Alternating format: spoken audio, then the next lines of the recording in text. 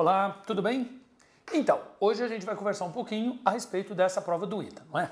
Bom, então de antemão, você pode ter tido, ou, eventualmente, alguma dificuldade maior, algum problema maior com a prova, mas certamente não foi português. A prova de português, surpreendentemente, se a gente considerar a tradição do ITA, né, ela foi uma prova bastante tranquila.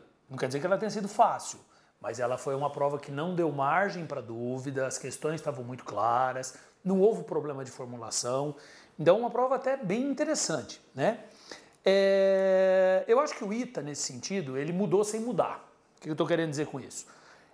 As questões estão mais... a formulação delas está melhor. Tá? Mas existe uma clareza maior, mas eles mantiveram a tradição de usarem alguns textos para servirem de base para algumas questões, né? Então havia inicialmente um texto até que relativamente longo, falando de uma distinção entre a pichação e o grafite, e que servia de base para algumas questões, inclusive uma cobrança de gramática bem tradicional, né? Uma cobrança de gramática bem clássica mesmo. Depois um outro texto em que a pichação e o grafite eles são olhados numa perspectiva extremamente lírica, portanto não há uma distinção, né? Ou como o texto 1 fazia, grafite é isso, pichação é aquilo, o texto 2 não, há uma abordagem lírica, poética da temática e vira tudo uma coisa só, né? E que também serviu de base para algumas questões que versavam sobre a interpretação dos textos, como no modelo anterior, no texto anterior, e também uma cobrança de gramática, também bem tradicional. Depois, uma charge, e lembre-se que a charge, ela caminha para e passo com o humor.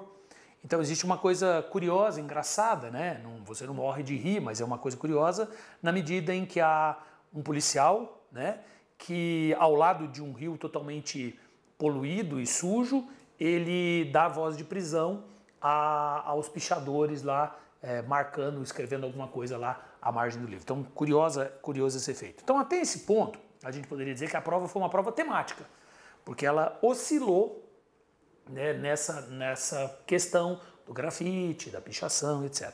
Depois vieram as questões de literatura, dentro daquele universo das leituras sugeridas do ITA, né, uma cobrança sobre o Senhora e sobre o Brás Cubas, Brás Cubas não, Quincas Borba, né?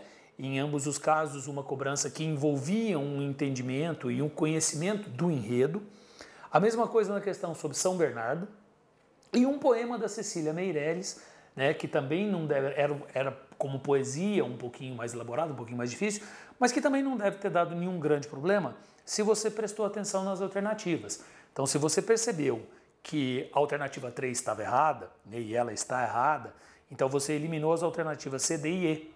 Então, você ficaria numa discussão simples, se a alternativa 4 estava correta ou não. E uma vez estando correta, você chegaria à resposta sem nenhum problema, tá? Então, mais uma vez, uma prova tranquila, dentro dos modelos do ITA, né? Uma prova que não deve ter trazido muitas dificuldades, e uma boa prova que o ITA nos preparou dessa vez. Tá ok? Grande abraço, então.